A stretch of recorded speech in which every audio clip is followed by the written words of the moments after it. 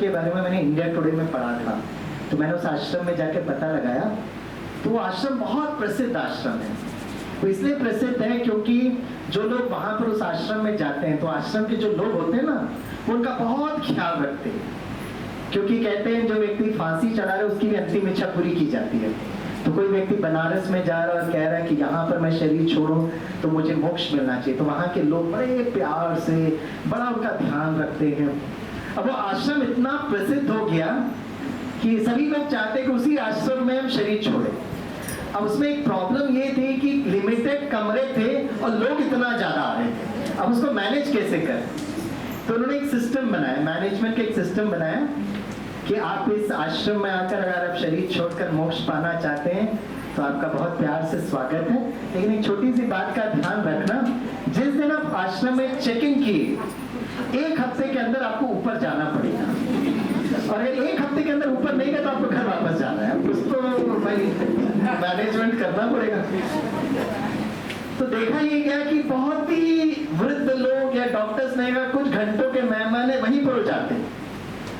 अब जो check in होते हैं 1 दिन हो गया, 2 दिन हो गया, 3 दिन हो गया, ऊपर जा ही नहीं रहे, तो उनका बीपी बढ़ने लगता है तो और 3-4 दिन यहाँ रुके तो फिर हमको घर जाना पड़ेगा, हम भी परेशान, परिवार वाले भी परेशान।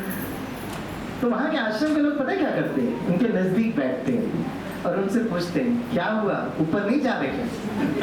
पूरे डॉक्टर ने कहा कुछ घंटे के मेहमान है, 3 दिन से हम लगे, हमारा टिकट कंफर्म ही नहीं हो रहा है। तो लोग कहते हैं अच्छा हम आपकी मदद करें, बोला हाँ जी मदद करो। तो पता कैसे मदद करते, बड़ा इंटरेस्टिंग है वो। उनके नजदीक बैठकर कहते हैं अच्छा आप ये सोचिएगा इस जन्म में क्या किसी ने आपको बहुत दुख दिया है क्या। तो कहते हैं हाँ बहुत लोगों ने दुख दिया है। तो कहते काम करो आज मन के द्वारा, स्थूल में तो आप यात्रा नहीं कर सकते, मन के द्वारा उनके नजदीक जाकर आज उनको माफ करिएगा, फॉरगिव देम। धीरे से फिर नेक्स्ट स्टेटमेंट पूछते अच्छा इस जन्म में बहुत लोगों ने आपको दुख दिया ये तो पता चला, लेकिन इस जन्म में आपने कितनों को दुख दिया। तो कहते वो भी लंबा चौड़ा लिस्ट है। तो बोले एक काम करिए आज मन के द्वारा उनके पास जाइए और उनसे माफी मांगिए, forgive and ask for forgiveness. धीरे से उनके आंखें बंद करते हैं और उनको धीरे से कमेंट्री करवाते हैं।